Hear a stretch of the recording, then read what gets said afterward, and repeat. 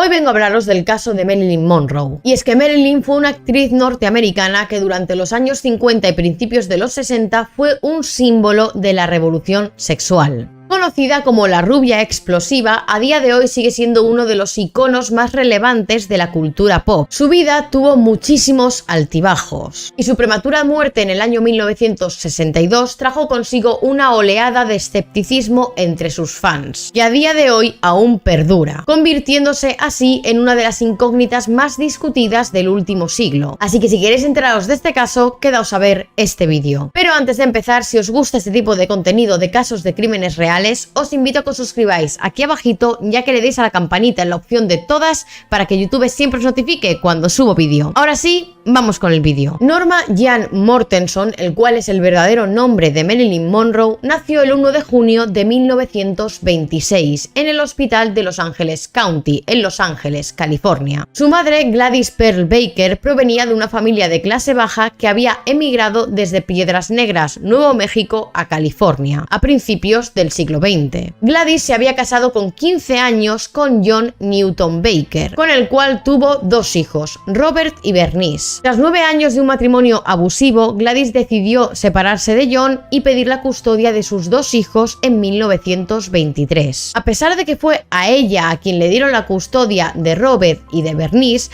John los secuestró y se los llevó con él a vivir a Kentucky. Después del divorcio, Gladys comenzó a trabajar como cortadora de negativos de películas para Consolidated Film Industries. Y en octubre de 1924, tan solo unos meses después de conocerse, Gladys se casó con Martin Edward Mortensen. Se dice que ella se fijó en Martin debido a su fe luterana, además de que era un hombre muy atractivo, con un gran sentido del humor y muy positivo. Gladys creía firmemente que con Martin había encontrado su hombre ideal. Pero una vez que empezó a compartir su vida con él, se dio cuenta de que estaba viviendo una vida muy monótona y aburrida junto a su marido. Así que 4 meses después de casarse, Gladys se va de casa. A pesar de los intentos de él por recuperar a su esposa, Gladys se dio cuenta de que la vida de casada no era para ella y prefería una vida sin ataduras maritales. Finalmente, el divorcio se formalizó en el año 1928, pero durante estos años que estuvieron separados sin llegar a divorciarse formalmente,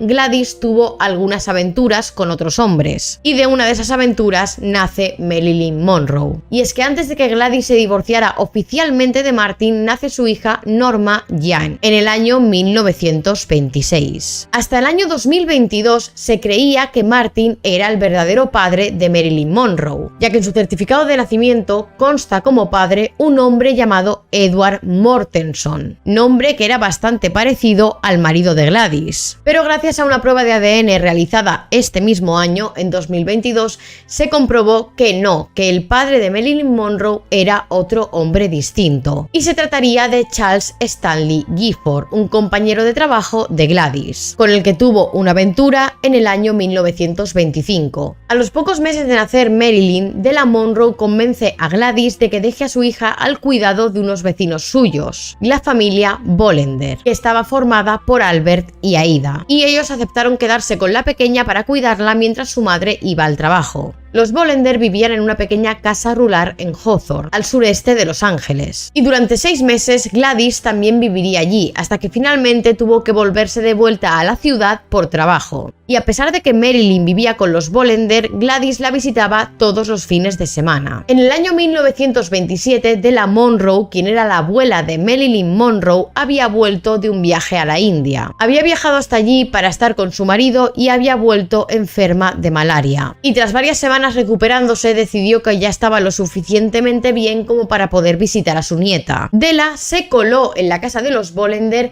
rompiendo un cristal de una puerta, pero Aida le impidió el paso. Para conseguir ver a la pequeña, Della dice que le habían dicho que la bebé había fallecido y que había ido para comprobar que no era así. Y entonces Aida accedió a que viera a la niña. Della le pidió un vaso de agua a Aida, y cuando volvió al cuarto de la bebé para darle el vaso de agua, se encontró con que Della, su abuela, estaba intentando asfixiar a la bebé de tan solo un año con una almohada. Poco después, Della, la abuela de Marilyn Monroe, ingresaría en el Hospital Metropolitano de Norwalk, en Los Ángeles, y fallecería el 23 de agosto de ese mismo año debido a un infarto. Se decía que Della sufría de trastornos mentales, al igual que Gladys, y que por eso no estaba capacitada para criar a una niña. En verano de 1933, Gladys compró una pequeña casa en Hollywood. Esto pudo hacerlo gracias a la implantación del Home Owners Loan Corporation, que se estableció gracias a una ley del presidente Roosevelt. Esto se hizo básicamente para evitar las ejecuciones hipotecarias de casas y también para ampliar las oportunidades de comprar viviendas. Con esta pequeña casa que se pudo permitir, Gladys se muda con su hija Marilyn Monroe de tan solo 7 años. Al principio convivieron allí con los actores George y Maud Atkinson, que tenían una hija pequeña llamada Nellie.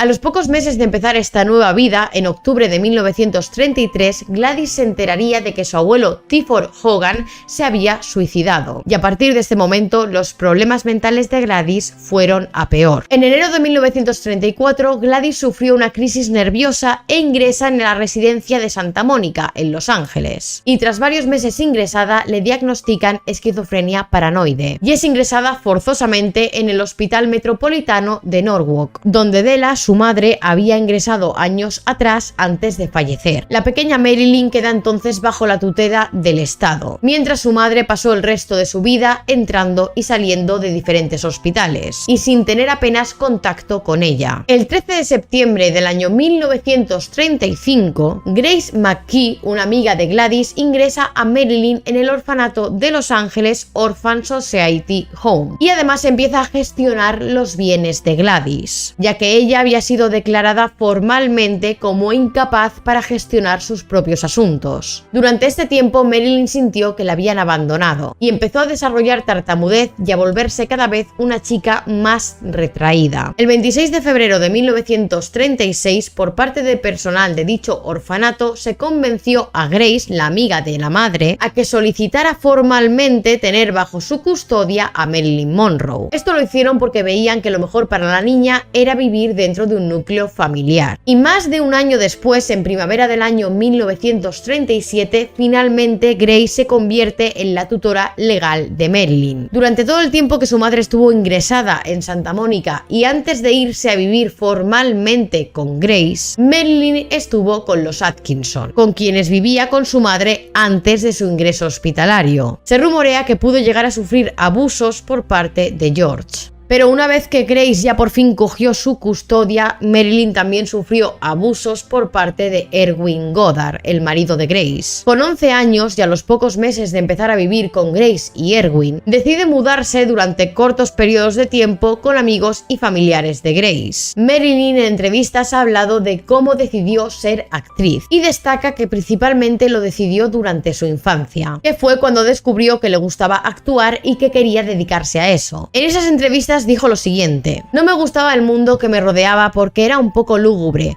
Cuando escuché que esto era actuar, dije que eso es lo que quiero ser. Algunas de mis familias de acogida solían enviarme al cine para sacarme de casa, y allí me sentaba todo el día y hasta bien entrada la noche. Delante, allí con la pantalla tan grande, una niña pequeña completamente sola, y me encantó. La pequeña Marilyn Monroe por fin encontró estabilidad una vez que se mudó a la casa de Anna Lower, la tía de Grace.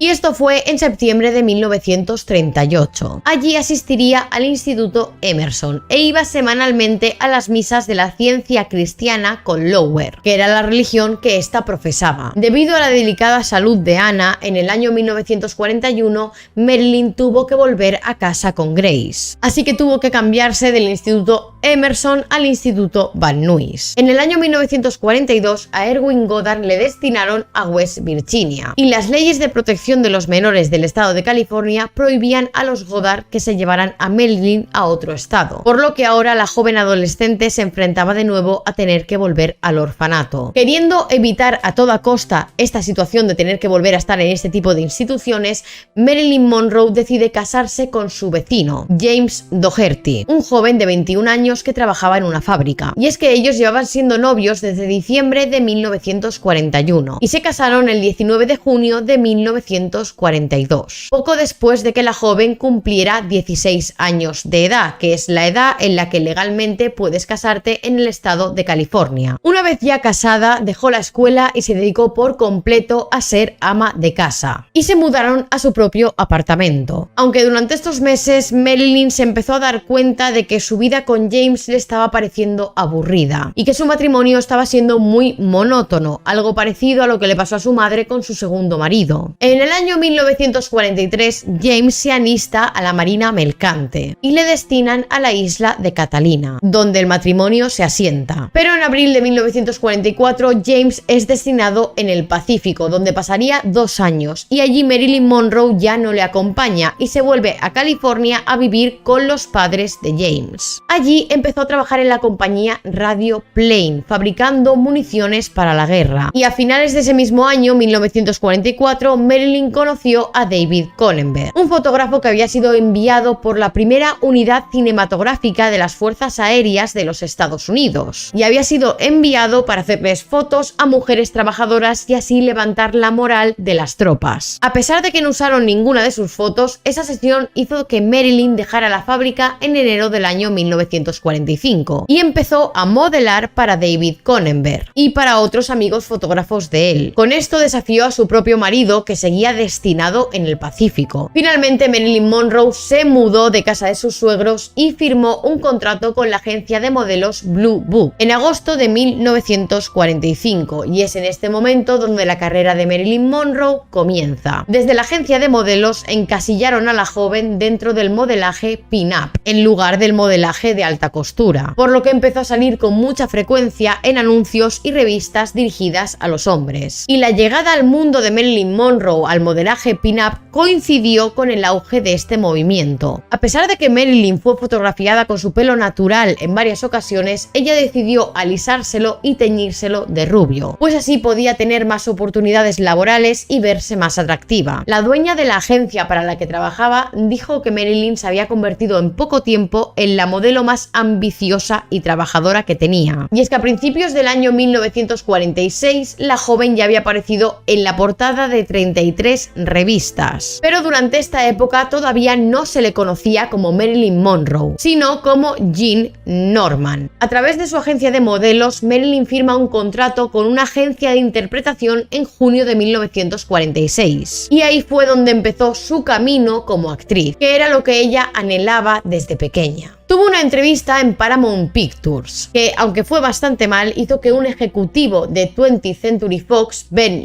Lyon, le hiciera una prueba de pantalla. Las pruebas de pantalla o de cámara se utilizan para comprobar que todo lo que se va a usar en un rodaje queda bien en pantalla, que funcionan bien los equipos de grabación de rodaje y también para comprobar la química que tienen los actores entre ellos. Y a pesar de las reticencias del director ejecutivo Darryl F. Zanuck, finalmente se firmó un contrato con Marilyn con la duración de 6 meses, ya que RKO Pictures, que es un estudio rival, estaba interesado en contratarla, así que para adelantarse firmaron este contrato. El contrato de Marilyn empezó en agosto de 1946 y Ben Lyon y ella misma decidieron cuál iba a ser el nombre artístico por el que el mundo la conocería a partir de ese momento, y así fue como nació el nombre de Marilyn Monroe. El nombre de Marilyn lo escogió Ben en homenaje a Marilyn Miller, una estrella de los musicales de Broadway de los años 20 y 30, mientras que Marilyn Monroe fue quien eligió su apellido, que era el apellido de soltera de su madre. Pero Marilyn Monroe continuaba casada y los problemas con su marido cada vez eran mayores, ya que él desde un primer momento se había opuesto a esto que estaba haciendo su esposa. Así que en septiembre de 1946 viaja a Las Vegas para divorciarse de James James Doherty. Los primeros 6 meses dentro de Century Fox fueron unos meses de aprendizaje para Marilyn. Ahí aprendió a actuar, a cantar, a bailar y observó todo el proceso que había de detrás de las cámaras para grabar una película. Además, se sometió a varias operaciones estéticas, retocándose la nariz y los pechos. Cuando esos 6 primeros meses de contrato se acabaron, la renovaron en febrero de 1947 y empezaron a darle sus primeros papeles en películas. Así que el sueño de la pequeña Norma Jean Mortensen se estaba cumpliendo por fin. Desde Century Fox empiezan a dar pequeños papeles en las películas Dan Young Years y Scudder How, Scudder High. Además, desde el propio estudio incluyen a la actriz en el Teatro Laboratorio de Actores, una escuela de actuación que enseñaba técnicas de teatro en grupo. A pesar de que a Marilyn esta experiencia le encantó, desde la propia escuela informaron a la productora de que Marilyn era una actriz demasiado tímida e insegura para el mundo de la actuación y que no tendría futuro. Es por esto que Century Fox decidió no renovar de nuevo su contrato, que finalizó en agosto de 1947. Con la finalización de su contrato, Marilyn volvió a su trabajo de modelo, a la vez que hacía trabajos ocasionales en algunos estudios. Pero la joven estaba segura de ser actriz y haría todo lo posible por conseguirlo. Marilyn siguió estudiando en el Teatro Laboratorio de Actores, pero solamente participó en un par de actuaciones. También iba frecuentemente a las oficinas de los productores y se hizo mejor amiga del columnista de cotilleos Cindy Skolsky, persona que tenía bastante influencia en el mundo periodístico de la época, además de que también era guionista y productor de cine. Pero esto no fue lo único que Marilyn hizo para ser actriz, y es que también conoció al ejecutivo de Fox, Joseph M. Schenck. Con el primero trabó una amistad y más tarde pasaron a convertirse en amantes. Joseph convenció a su amigo Harry Cohn, cofundador, presidente y director de Columbia Pictures, para que firmara un contrato con la productora a Marilyn en marzo de 1948. En Columbia decidieron cambiar la imagen de Marilyn y asemejarla a la de la actriz Rita Hayworth, una de las actrices más famosas en los años 40, coronada como la diosa del amor por la prensa rosa del momento. Esto debido a su belleza y por la atracción que los hombres sentían por ella. Comienza a trabajar en el estudio con Natasha Littles, que era actriz, escritora y entrenadora de actores. Natasha se encargó de liberar todo el potencial de Marilyn Monroe y darle así la confianza necesaria para enriquecer su actuación en pantalla. La única película que Marilyn grabó en Columbia fue la de Las chicas del coro, un musical de bajo presupuesto pero que supuso el primer papel principal para Marilyn. En este musical interpreta a Peggy Martin, una de las chicas del coro que es cortejada por un multimillonario. La película se estrenó en octubre de 1948 y no tuvo mucho éxito. Marilyn también se presentó para las pruebas de la película Nacida ayer. Lo que ocurre es que su contrato con Columbia finalizó en 1948, por lo tanto se quedó sin el papel de esta película. Con otro contrato terminado más, Marilyn decidió volver al modelaje. Hizo varios trabajos en anuncios, pero sobre todo de esta época destaca su trabajo con Tom Kelly para los calendarios de John Vaughn.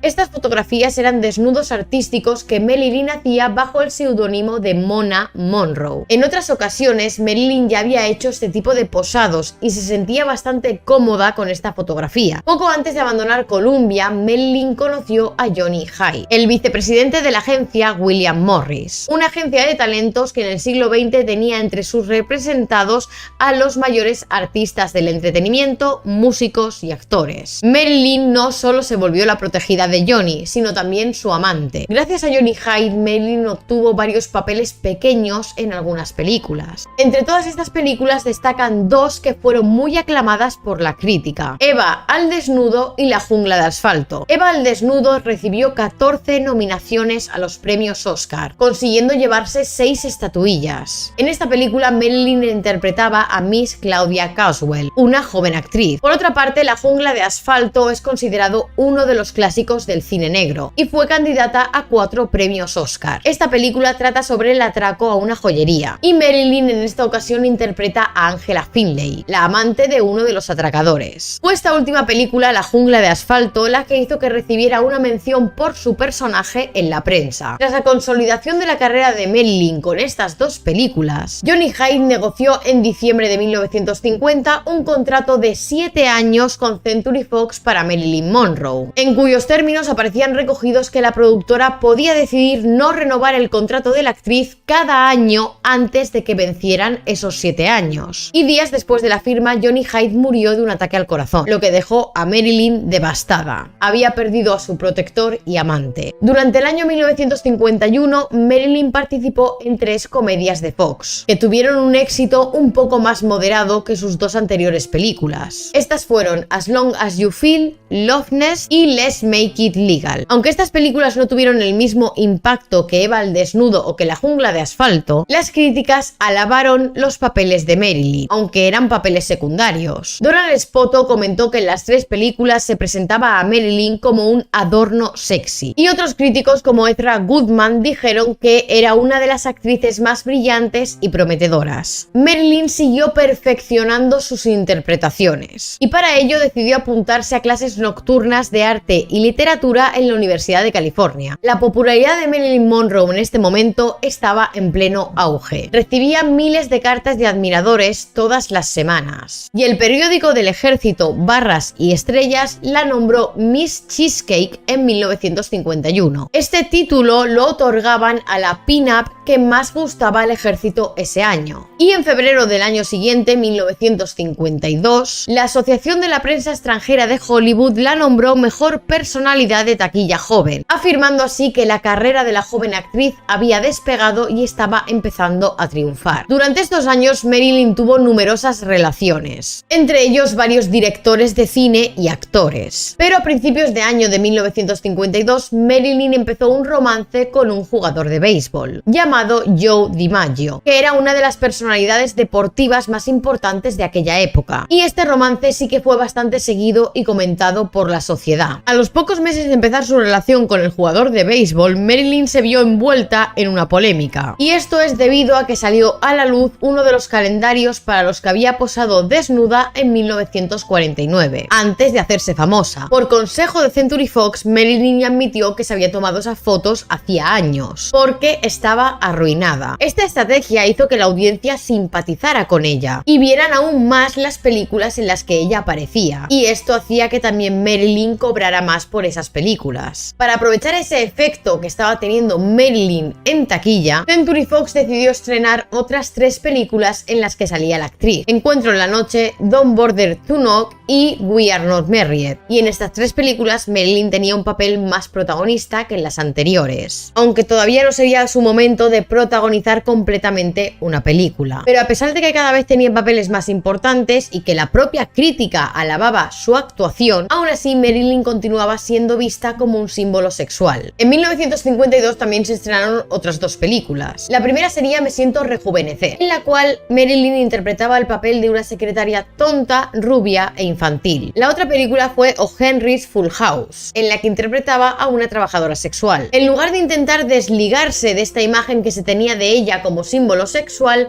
Marilyn decidió alentarlo. Por ejemplo, durante su actuación como gran mariscal en el desfile de Miss América, utilizó un vestido bastante revelador. Y también admitió al columnista Elle Wilson que no usaba ropa interior. Pero no era oro todo lo que relucía, ya que empezó a correr el rumor de que era muy difícil trabajar con la actriz. Llegaba tarde a los ensayos, a rodar, e incluso había veces que no llegaba. No se acordaba de sus líneas y ordenaba repetirlas tantas veces como fuera necesario hasta que ella estuviera contenta con el resultado de su actuación. Y además dependía mucho de sus entrenadores de actores, cosa que cada vez molestaba más a los directores de las películas en las que participaba. Estas actitudes se achacaban a que, a pesar del éxito que estaba teniendo Marilyn, ella era demasiado perfeccionista. Tenía la autoestima muy baja y además también algo de miedo escénico. Estos problemas solo aparecían en los sets de rodaje, ya que nunca tuvo estos problemas en sesiones de fotos. Esto puede deberse a que en las sesiones de fotos ella tenía más control sobre sí misma que en el set de rodaje. Estos problemas de autoestima y perfeccionismo de Marilyn empezaron a pasarle factura, y empezó así a tener problemas de ansiedad y de insomnio crónico, lo que le llevó a tomar barbitúricos, anfetaminas y alcohol, que además tenían un efecto contrario al que ella deseaba, porque en lugar de aliviarle la ansiedad y ayudarla a dormir, agravó estos problemas. Y años después, en 1956, se volvería adicta a todas estas sustancias. Durante el año 1953 se produce el despegue de la carrera de la actriz, protagonizando las 3 películas que la alzaron como una de las artistas más rentables de Hollywood, a pesar de que aún así seguía mostrándose como un icono sexual. En este año se estrena Niagara, en la que Marilyn interpreta a Rose Loomis, una mujer fatal que planea matar a su marido. Inicialmente este papel era para Anne Bancroft, pero fue el entonces presidente de la 20th Century Fox quien pidió que se lo dieran a Marilyn. Cuando le dieron el papel, tanto ella como su maquillador, Alan Whitney Snyder, desarrollaron un look para el personaje. Y ese look se volvió el look tan característico que todos asociamos con Marilyn Monroe. Cejas arqueadas oscuras, piel pálida, labios rojos relucientes y un lunar. Niagara fue la película que más sexualizaba a Monroe. Había escenas en las que su cuerpo estaba cubierto por una toalla o por una sábana. Y la escena más famosa de esta película es una toma de 30 segundos en la que se ve a la actriz caminando con las caderas balanceándose. Y esta toma fue la utilizada para presentar la película. Marilyn Monroe siguió fomentando esta imagen de icono sexual llevando atuendos muy reveladores. Por ejemplo, en enero de 1953 llevó un vestido de lame dorado muy ajustado a la piel. Este vestido lo lució en los premios Photoplay, donde ganó el premio a estrella en ascenso. Con la película Niagara, Marilyn estableció su imagen, pero con Los caballeros las prefieren rubias consolidó su personalidad en pantalla como la rubia tonta. En esta película Marilyn interpreta a Lorelei Lee, una de las 2 coristas protagonistas que buscaban a un hombre que las sacara de ese mundo. En principio este papel tampoco iba a ser para Marilyn, sino para Betty Grable, que por aquel entonces era la rubia explosiva del momento. Pero la escalada en la fama de Marilyn estaba eclipsando a esta actriz y le quitó el papel. Lo que no sabía nadie es que Los caballeros las prefieren rubias se convertiría en uno de los grandes éxitos de taquilla de ese año. La escena más icónica de esta película es la de Marilyn cantando Diamonds Are Girls' Best Friends, que fue aclamada por la crítica como una escena en la que Marilyn era capaz de sexualizar una canción y además señalar los valores visuales de una escena con su presencia. La tercera película protagonizada por Marilyn, que se estrenó en 1953, es Cómo casarse con un millonario. Y a pesar de que no tuvo las críticas que se esperaba, sí que es cierto que este fue el mayor éxito en taquilla para Marilyn hasta ese momento. La imagen de Marilyn como símbolo sexual fue haciéndose cada vez más conocida, llegando al punto de que en diciembre de 1953 la revista Playboy pone a la actriz en portada de su primer número. La portada era una foto de ella en el año 1952 tomada del desfile de Miss América, y las páginas interiores de la revista tenían las fotos que Marilyn se hizo desnuda a finales de los años 40. Marilyn dijo que nunca dio su consentimiento a la revista Playboy para incluir estas fotografías suyas. A pesar de que Marilyn Monroe para este entonces se había convertido en una de las actrices más importantes de 20th Century Fox, aún así no había cambiado, no había renegociado las condiciones de su contrato desde que lo había firmado en 1950, y por culpa de esto cobraba mucho menos que otras actrices de su nivel, además de que no podía elegir los proyectos en los que quería participar. Es más, Marilyn quería participar en otras películas que fueran más allá de la imagen de pin-up de rubia tonta, pero Marilyn tendría un gran obstáculo para conseguir esto, y ese obstáculo era Daryl F. Zanuck, el presidente de 20th Century Fox, el mismo que años atrás había expresado su disconformidad en hacerle un contrato a Marilyn. Y es que a él nunca le gustó la actriz, y pensaba que ella no daría ningún beneficio al estudio si le ofrecían algunos papeles que fueran más serios. Y el mismo Daryl F. Zanuck decidió despedir a Marilyn en 1954, cuando ella decidió no participar en una comedia musical. El enfrentamiento entre el estudio y la actriz estuvo en ese momento en todos los medios de comunicación, y Marilyn intentó desviar esta publicidad negativa casándose en secreto con el que entonces era su novio del momento, el exjugador de béisbol Joe DiMaggio, convirtiéndose así en su segundo marido. 15 días después de esto, y aprovechando que Marilyn en ese momento no tenía trabajo, decidieron viajar viajar a Japón, y Marilyn aprovechó este viaje para ir a Corea y allí participar en un programa de USO de los servicios estadounidenses. En este programa cantó durante 4 días para más de 60.000 soldados desplegados en la guerra. Para cuando volvió de este viaje a Estados Unidos, los rumores de los problemas con 20th Century Fox seguían rulando, y finalmente ambas partes llegaron a un acuerdo, y Marilyn firmó un nuevo contrato con ellos en el mes de marzo, con un bonus de $100.000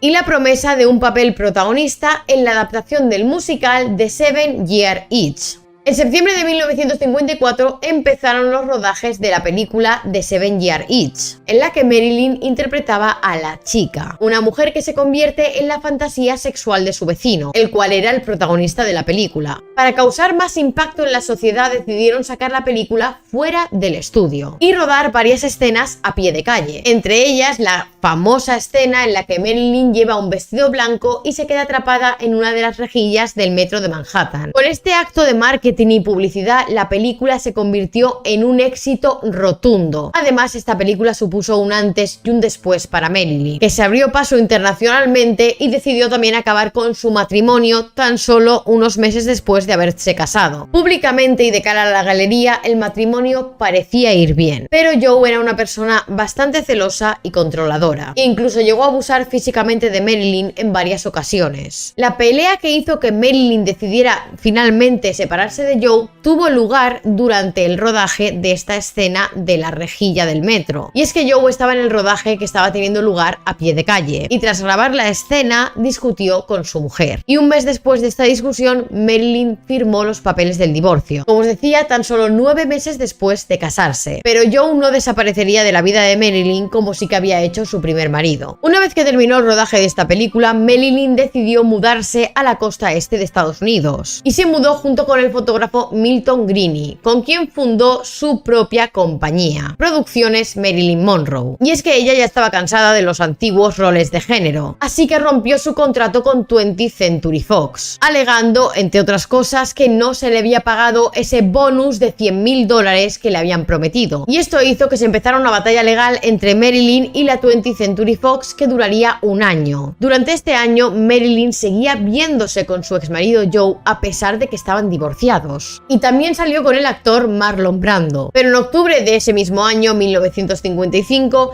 el romance que tuvo con Arthur Miller acaparó todas las portadas. Y es que Arthur formaba parte del estudio 20th Century Fox, y desde el estudio no veían con buenos ojos esta relación. Además, coincidía con que Arthur justo acababa de separarse de su exmujer. Y es en este punto en que los caminos de Marilyn y el FBI se juntarían por primera vez, puesto que Arthur Miller estaba siendo investigado por comunismo, y se llamó a ambos, a Arthur y a Marilyn, a declarar. Marilyn se negó a declarar y desde el FBI le abrieron un expediente.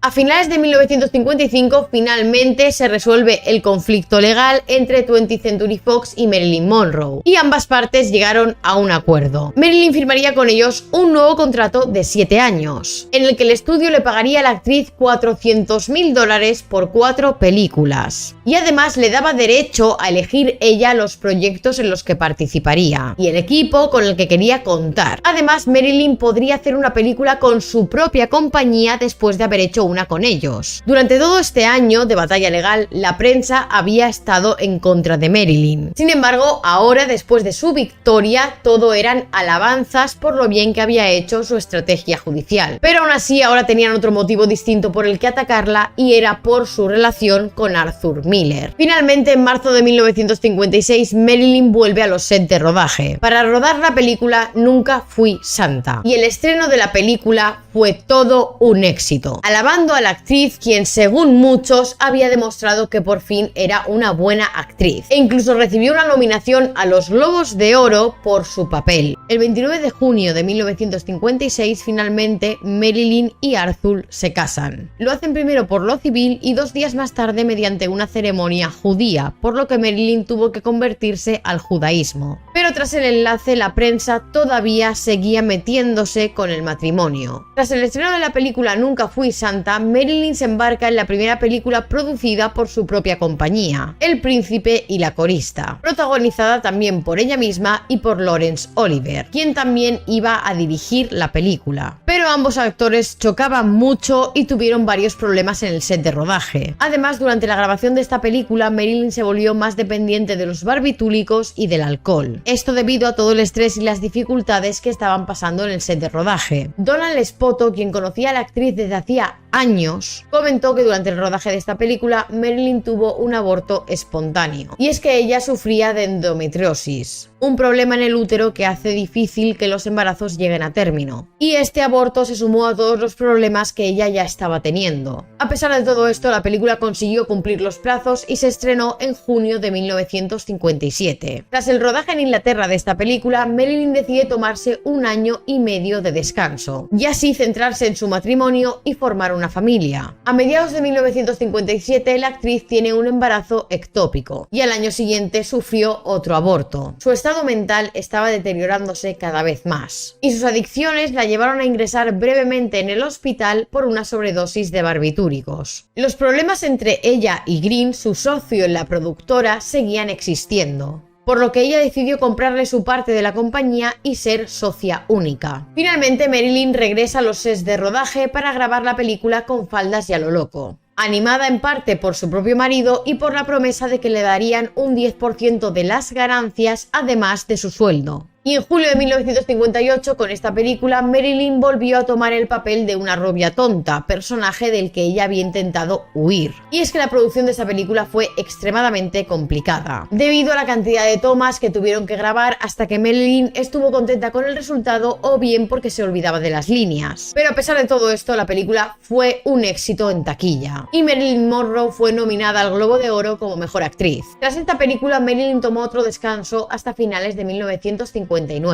Que fue cuando decidió volver a los rodajes y protagonizar la comedia musical El multimillonario. Aquí su marido también estuvo involucrado en la película, porque a petición de Marilyn reescribió partes del guión con los que ella no estaba de acuerdo. El rodaje estaba siendo constantemente aplazado por las ausencias de Marilyn en el set, y además se hizo público que Marilyn estaba siendo infiel a su marido con el coprotagonista Yves Montand. Esta aventura que tuvo Marilyn en el set de rodaje con el coprotagonista se usó como reclamo para la película, pero aún así no tuvo mucho éxito. Y las críticas contra Marilyn no dejaron de aparecer, diciendo que consideraban su actuación como la más vulgar de la actriz hasta la fecha. Truman Capote, que era amigo de Marilyn desde hacía años, iba a empezar el rodaje de Desayuno con Diamantes y pidió que Marilyn fuera la actriz que encarnara el personaje de Holly, la protagonista. Pero los productores se negaron por los comentarios que había sobre la actitud de Marilyn Monroe en el set de rodaje. Así que finalmente ese papel se lo dieron a Audrey Hepburn y fue todo un éxito. A este punto los trastornos mentales de Marilyn se agudizaron y se puso en manos de varios médicos. La última película en la que participó Marilyn Monroe fue Vidas Rebeldes, en donde por entonces su todavía marido Arthur Miller había escrito un papel dramático para ella. El rodaje de esta película fue de nuevo muy complicado por culpa de la actitud de Marilyn, y durante este rodaje se hizo más evidente que Marilyn y Arthur ya no eran pareja, puesto que él empezó una nueva relación sentimental durante el rodaje de la película. Además, debido a sus adicciones, Marilyn empezó a tener cálculos biliares. Marilyn también llegó a paralizar los rodajes en varias ocasiones por sus faltas al set de rodaje. Y es que en numerosas ocasiones tenían que maquillarla drogada o dormida y le costaba mucho concentrarse. En agosto llegó a paralizar el rodaje durante 1 semana debido a que tuvieron que ingresarla en un hospital para la desintoxicación y estuvo a punto de morir. Al finalizar el rodaje, el matrimonio se divorció oficialmente. Y unos meses más tarde de firmar el divorcio, en febrero de 1961, se estrena la película Vidas Rebeldes, siendo todo un fracaso en taquilla. Y de nuevo se volvió a criticar mucho el trabajo de Marilyn como actriz. Durante la primera mitad de 1961, Marilyn se centró en sus problemas de salud. Se sometió a una colicistectomía, que es una cirugía pensada para la endometriosis, y además estuvo ingresada por su depresión durante 1 mes. Marilyn volvió finalmente a la escena pública en la primera primavera de 1962, cuando recibió un Globo de Oro a la película favorita mundial,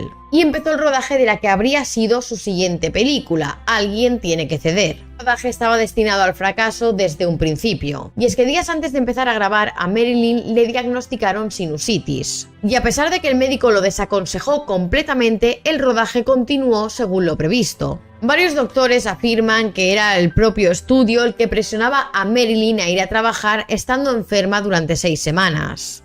Durante el rodaje de esta película es cuando se ausenta del set de rodaje para acudir al cumpleaños del entonces presidente John Fitzgerald Kennedy, el cual se celebraba en Madison Square Garden.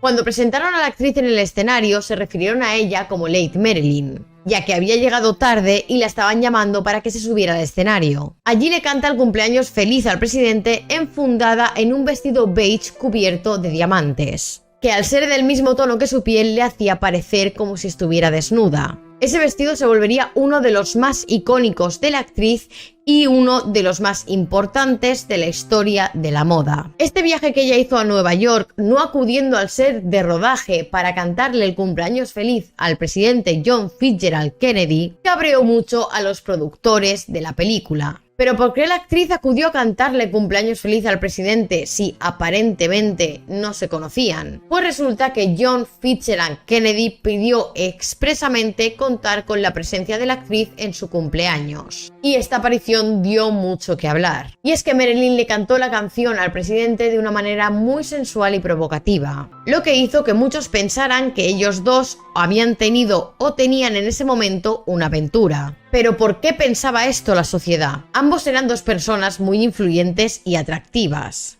Y no era una idea tan descabellada que ambos se hubiesen encontrado en algún momento y hubiese pasado algo entre ellos. Aunque había otro sector de la población estadounidense que pensaba que esto era imposible, ya que el presidente estaba casado. Pero existe una fecha en concreto en la que se piensa que fue la noche en la que Marilyn y Kennedy tuvieron algo. Y sería el 24 de marzo de 1962, ya que el cantante Bing Crosby organizó una fiesta en su casa en Palm Springs, en California. Y esta fiesta duró todo el fin de semana. A esta fiesta asistieron tanto John Fitzgerald Kennedy como Marilyn Monroe, y ambos sin sus parejas acompañándoles. Ralph Roberts, uno de los amigos más íntimos de Marilyn, confirmó que ambos, Kennedy y Marilyn, pasaron el fin de semana juntos en esa fiesta. Además, dijo que específicamente durante ese fin de semana Marilyn le llamó para preguntarle cómo hacer un masaje. Hay gente que piensa que esto no se refiere a nada sexual, ya que era conocido por todos que el presidente tenía muchos problemas de espalda, y puede que la actriz solamente quisiera darle un masaje para ayudarle a aliviar el dolor. Pero Ralph contaría más cosas que él vivió durante ese fin de semana. Como por ejemplo que una vez llamó a Marilyn para preguntarle cómo estaba y escuchó la voz de Kennedy de fondo.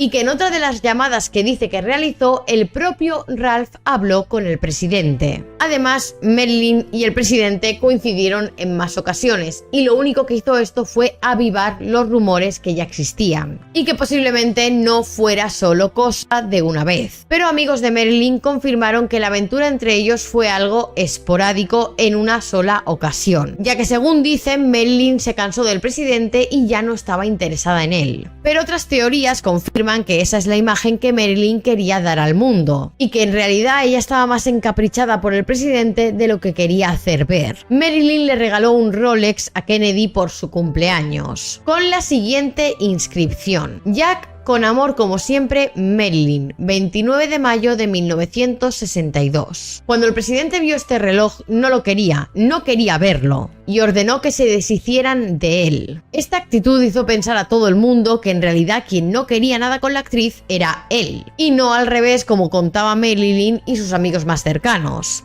que decían que la que no estaba interesada era ella. El matrimonio Kennedy no fue un matrimonio idílico, aunque de puertas para fuera de su casa sí que lo parecían. El presidente había tenido muchas amantes y Jack y su mujer simplemente miraba hacia otro lado. Pero se dice que este romance entre Kennedy y Marilyn molestaba mucho a la primera dama. Además, también se rumoreaba que Marilyn no había estado solo con un Kennedy, sino con dos. Y es que mucha gente apuntaba a que no solamente había tenido relación con Kennedy, el presidente, sino también con su hermano Bobby. Que si queréis en otro vídeo os puedo hablar de la maldición de la familia Kennedy, porque desde luego su historia está marcada por la tragedia. Tras la celebración del cumpleaños del presidente, Marilyn rodó una escena en una película en la que aparecía desnuda nadando en una piscina. Y para generar una mayor expectación por la película, lo que se hizo fue invitar a la prensa al rodaje de esa escena, para que tomaran fotos de Marilyn nadando desnuda mientras se rodaba.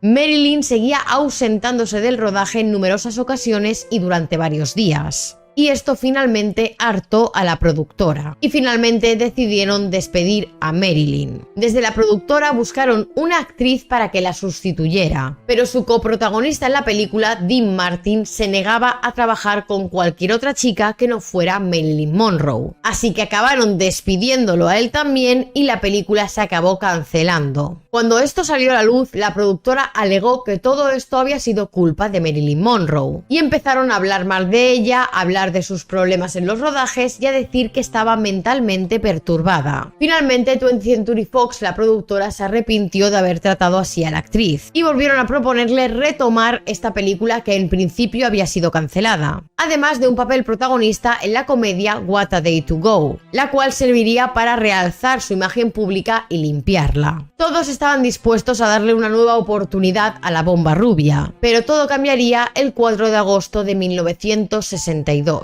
Marilyn seguía viviendo en el 12305 de Fifth Helena Drive, en Brentwood, Los Ángeles. Tenía un ama de llaves, Eunice Murray, que se había quedado en casa ese día.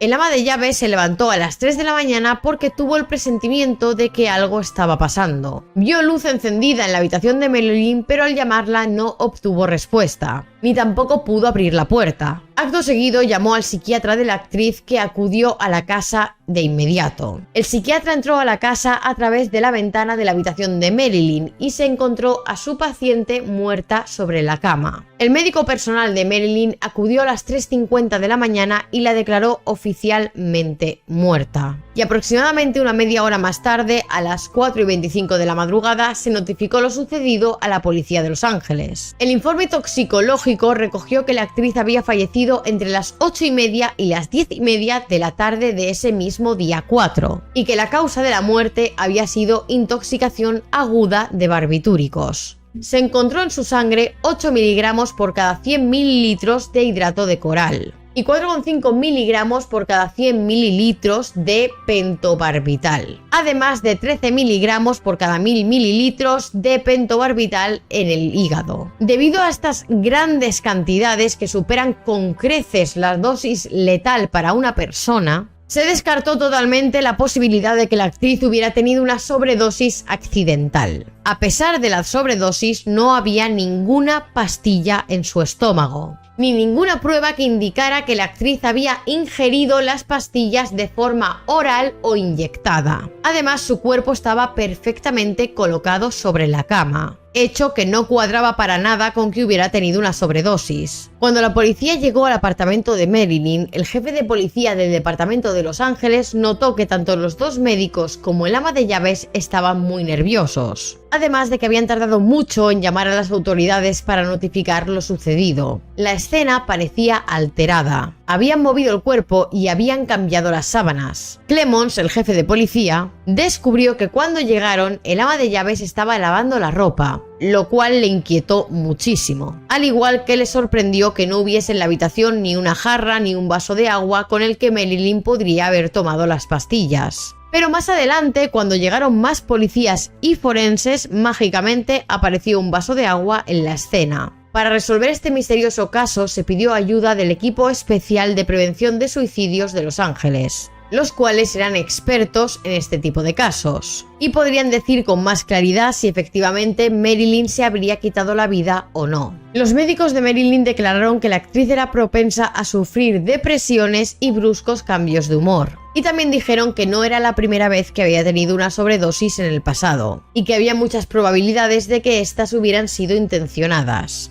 Con estos testimonios, el coronel Thomas Noguchi clasificó la muerte de Marilyn como un posible suicidio, aunque la hipótesis de un suicidio de la actriz distraería la atención sobre los médicos, ya que si ellos habían tenido algo que ver, eludirían cualquier imputación sobre esto. El repentino fallecimiento de la actriz abrió las revistas de todo el mundo, y muchos de sus amigos lloraron su pérdida, entre ellos Joe DiMaggio, el que fue su esposo, que al enterarse de la muerte de su ex esposa quedó devastado, puesto que a pesar del divorcio finalmente tuvieron una buena relación. Y más aún sabiendo que uno de sus hijos había hablado esa misma tarde con el ama de llaves de Marilyn, y el ama de llaves le había dicho que todo estaba bien. Joe DiMaggio reclamó el cuerpo de la actriz para realizar un funeral íntimo, y prohibió la asistencia al funeral a toda la élite de Hollywood. Y sorprendentemente también le prohibió asistir a la familia Kennedy. El funeral tuvo lugar en el cementerio Westwood Village Memorial Park, al que solo acudieron los más allegados de la actriz, entre los cuales se encontraba el propio Joe. A pesar de esto, cientos de personas se agolparon a las puertas del cementerio para darle el último adiós a Marilyn. Y es que resulta que durante las siguientes décadas la muerte de Marilyn ha sido objeto de numerosas teorías que intentan dar una explicación a lo sucedido. Una de las teorías cuenta que no se entiende el por qué Marilyn decidió quitarse la vida cuando al día siguiente había quedado con una amiga. Y la gente se pregunta si una persona que está a punto de suicidarse quedaría con una amiga al día siguiente, sabiendo que no estará allí. Además, también les costaba creer que tras haber alcanzado la fama que tanto ella había soñado desde pequeña, que de repente decidiera dejarlo todo para siempre. Otra de las teorías tiene que ver con el ama de llaves de la casa de la actriz y su psiquiatra. Y es que se rumorea que ambos podían haberle dado una gran dosis de barbitúricos a Marilyn. Esto puesto que la actriz estaría muy alterada. Y ellos le habrían dado más medicinas a pesar de que ella ya había tomado unas cuantas para calmarse. Y la reacción a toda esta medicación hizo que finalmente falleciera. Esto podría cuadrar con que el ama de llaves se encontrara lavando la ropa cuando la policía llegó a la escena. Otra de las teorías que existe es que a Marilyn la drogaron introduciéndole varios supositorios de pentobarbital por la vía rectal, lo cual cuadraría con que no se encontrara ningún pinchazo en el cuerpo de la actriz y que no encontraran tampoco restos de pastillas en su estómago. Y es que en aquella época los médicos solían recetar los barbitúricos en forma de supositorio, sobre todo para aquellos pacientes que no podían tragar. Pero los análisis del cuerpo demostraban que las dosis eran demasiado altas como para tratarse de supositorios con barbitúricos. Además, ese 13% encontrado en el hígado significaba que la actriz estaba desintoxicando del fármaco. Y esto era señal de que probablemente la actriz estaría intentando matarse poco a poco y desde hace tiempo, lo que nos haría volver a la hipótesis del suicidio. Otra teoría que vuela sobre la muerte de la actriz es que efectivamente se suicidó. Marilyn llevaba años arrastrando problemas mentales y varias adicciones, además de las supuestas aventuras con los hermanos Kennedy y el rechazo de ambos, lo cual le habrían llevado a depresiones y a finalmente quitarse la vida. Pero la teoría que más adeptos tiene es que la familia Kennedy, la familia del presidente de los Estados Unidos, fue quien estuvo detrás de la muerte de Marilyn Monroe, o bien de forma directa o bien de forma indirecta. Y es que ambos hermanos, tanto John Kennedy como Bobby Kennedy, estuvieron con la actriz. Y cuando ambos terminaron sus respectivas aventuras con ella, ella se cabrearía muchísimo y amenazó entonces con contar públicamente la relación que había tenido con ellos. La teoría dice que debido al poder que los Kennedy ostentaban en aquella época, no podrían verse envueltos de ninguna manera en semejante escándalo y querrían su silencio. Lo que se piensa es que la familia Kennedy habría contratado a alguien del FBI o del Servicio Secreto estadounidense y que a esa persona le habrían encargado acabar con la vida de Marilyn Monroe y que en realidad pareciera que Marilyn se había suicidado. Y una de las pruebas que se usa para confirmar esa teoría ocurrió la noche de celebración del cumpleaños del presidente. Como he dicho anteriormente, cuando Marilyn va a cantar al escenario Cumpleaños Feliz a John F. Kennedy, se le presenta como Late Marilyn. Y puede ser que el significado de ese late no fuera para referirse porque había llegado tarde, sino porque estaba muerta. Y es que en la cultura inglesa, cuando se pone la palabra late antes de un nombre, significa que esa persona ha fallecido. Sobre todo, esta teoría apunta a que quien tuvo más que ver en su muerte fue Robert Bobby Kennedy.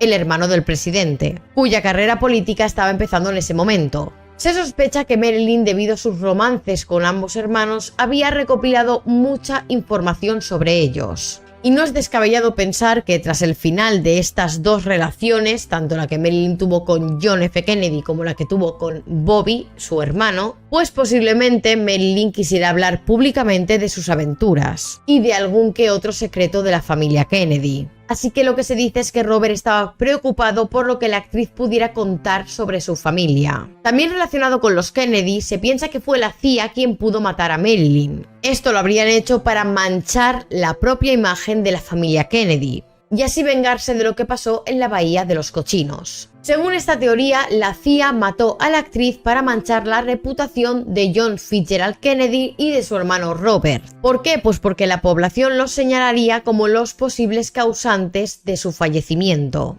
Pero no solo se sospechaba de una posible venganza de la CIA, sino que también se sospechaba de que podía ser que la mafia italiana estuviera involucrada en esto. Lo que dice esta teoría es que el jefe de la mafia italiana de Chicago, Sam Giancana, habría ordenado matar a Marilyn Monroe como aviso para el hermano pequeño de los Kennedy, Robert Kennedy, ya que ambos estaban en constantes disputas. Además, se rumorea que en el momento de la muerte de Marilyn, la relación con el pequeño de los Kennedy, con Bobby Kennedy, seguía existiendo, y que la esposa de este, Ethel, estaba muy cansada de esta situación. Se llega a sospechar incluso que el propio Bobby Kennedy estuvo con Marilyn la misma noche de su fallecimiento, y que la propia actriz había decidido abortar semanas antes de fallecer. Y es que lo que se sospecha es que ese supuesto bebé habría sido fruto de su relación o bien con John Fitzgerald Kennedy o bien con Bobby Kennedy. Y se dice que para abortar sin levantar sospechas, Marilyn usó un seudónimo. Y con ese seudónimo acudió al hospital Cedars de Lebanon, en Los Ángeles. La teoría dice que este supuesto aborto, como os digo, pasó semanas antes de fallecer. Y lo que hizo fue hundirla aún más en sus problemas mentales, ya que unas semanas antes de morir y supuestamente después de que se hiciera este aborto, empezó a visitar a su psiquiatra de forma diaria. Y la última teoría que existe sobre la posible causa de la muerte de Marilyn Monroe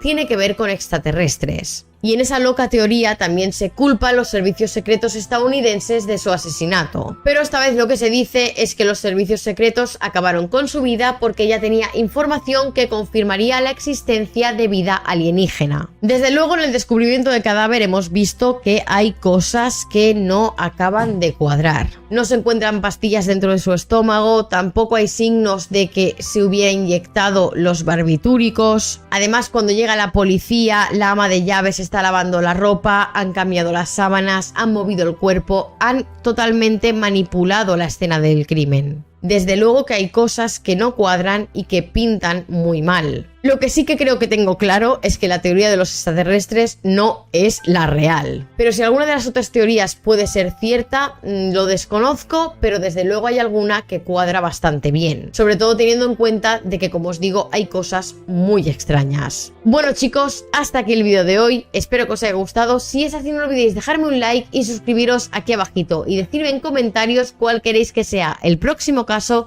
que traiga a este canal. Y nos vemos en el próximo vídeo.